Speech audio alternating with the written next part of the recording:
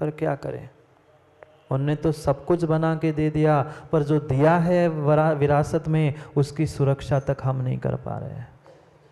हम अपने पुरातत्व, हम अपने भगवान, हम अपने मंदिर, उनकी तो रक्षा कर नहीं पा रहे हैं। कहाँ से करें, कहाँ से करे, कहाँ से करे। हम अपने ही आप से सुलझ नहीं पा रहे हैं, दूसरों से सुलझने का कहाँ समय आता है। दूसरों से तो ना सुलझने जा पा रहे हैं ना उलझने जा रहे हैं, क्योंकि हम अपने से ही उलझन फंसी है, वो तो सुलझ नहीं पा रहे। दूसरों से क्या सुलझन सुलझेगी और क्या उलझन सुलझेगी।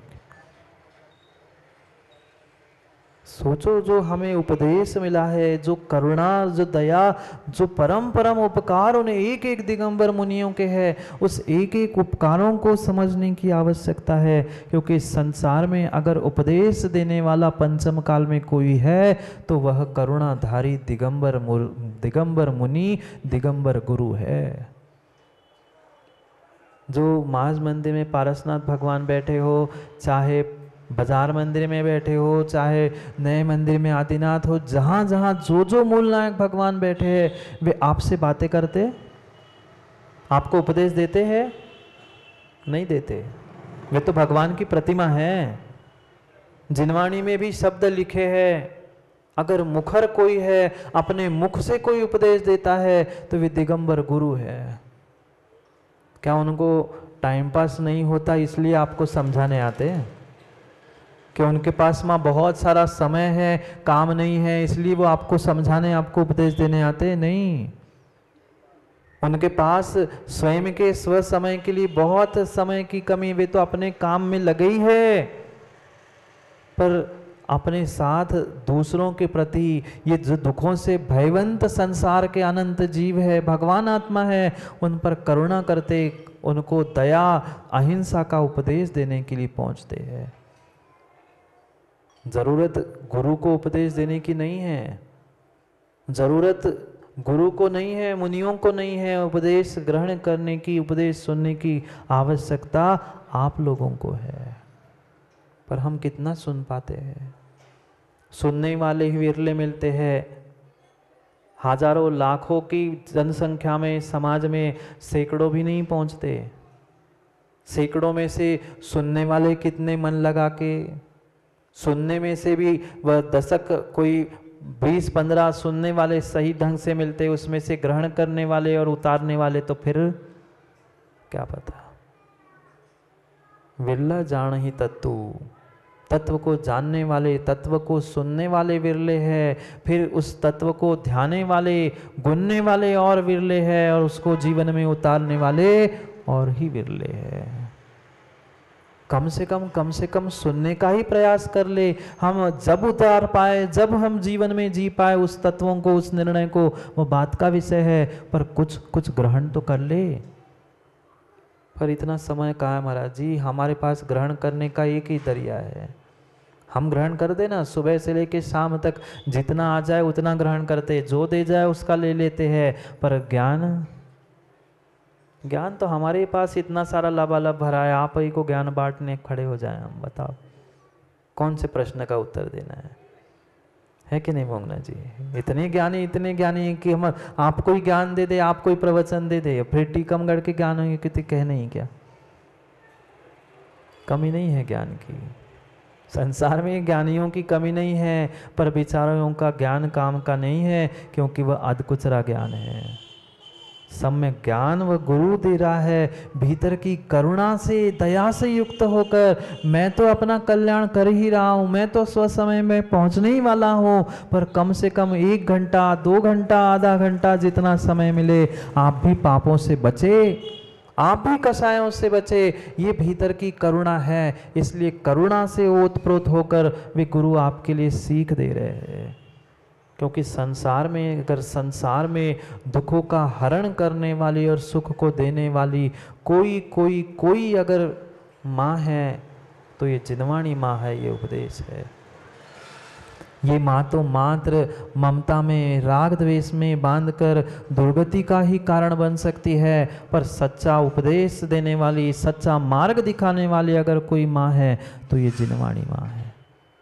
जो पंचम काल में भी आपको उन करुणाधारी दया मूर्ति निर्ग्रंथ गुरुओं से प्राप्त हो पा रही है। पर कितना सुन पाते हैं और कितना उस सुने हुए को हम मानते हुए जीवन में उतार पाते हैं।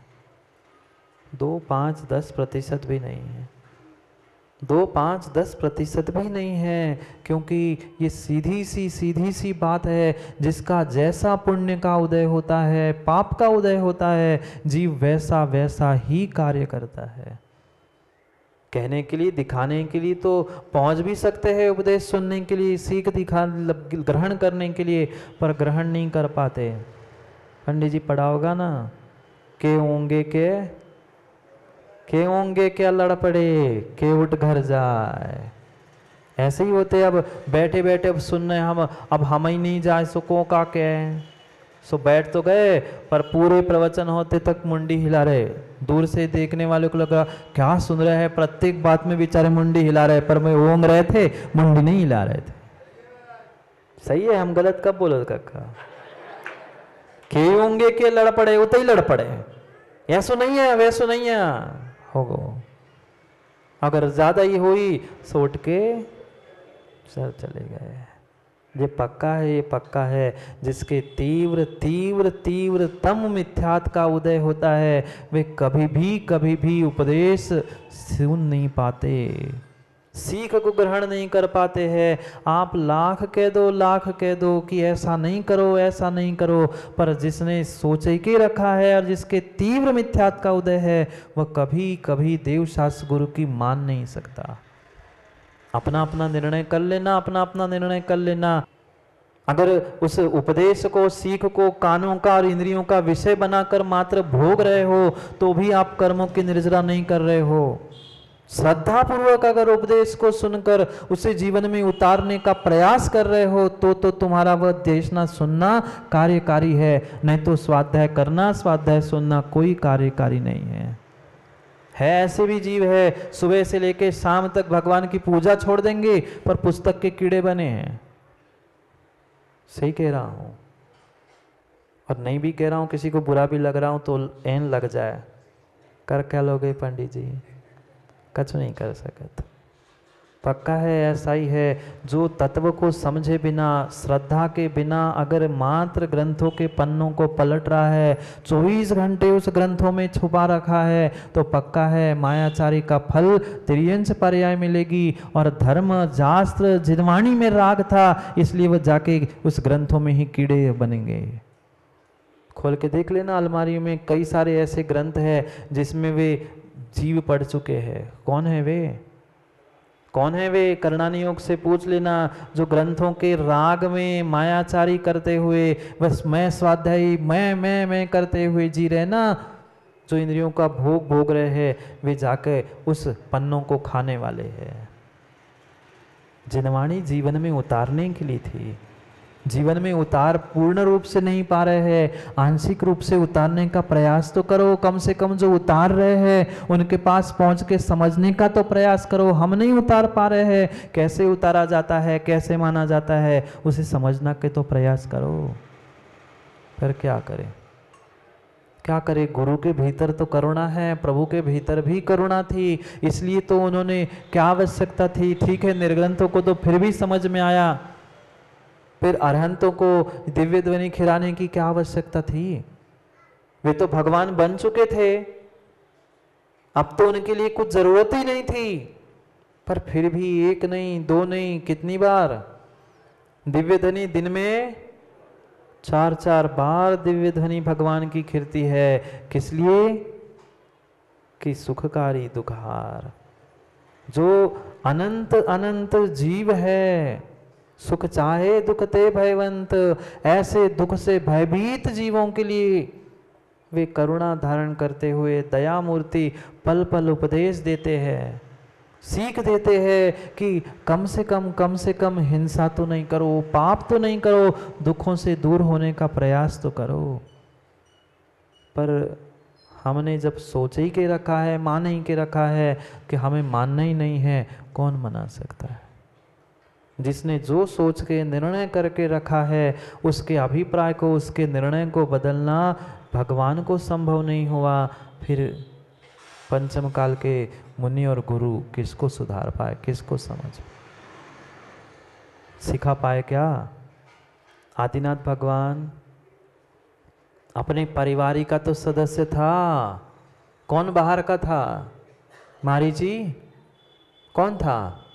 परिवारी का तो था। पर क्या आदिनाथ भगवान समझा पाए? क्या उस समोशरण में उसे रोक पाए? नहीं। जैसे ही तीव्र मिथ्यात का उदय आया, के उठ घर जाए, के होंगे के लड़ पड़े, के उठ घर जाए। जैसे ही तीव्र उदय आया, मान कसाय सताई, मैं बनने वाला तीर्थंकर, मैं भी तो बड़ा हूं। बढ़ गए, ऐसे बढ़ गए, ऐसे बढ़ गए कि वह कितना कितना फिर दीर्घ संसार करके, कैसे कैसे भवों को प्राप्त करके, कैसे कैसे दुख भोगे।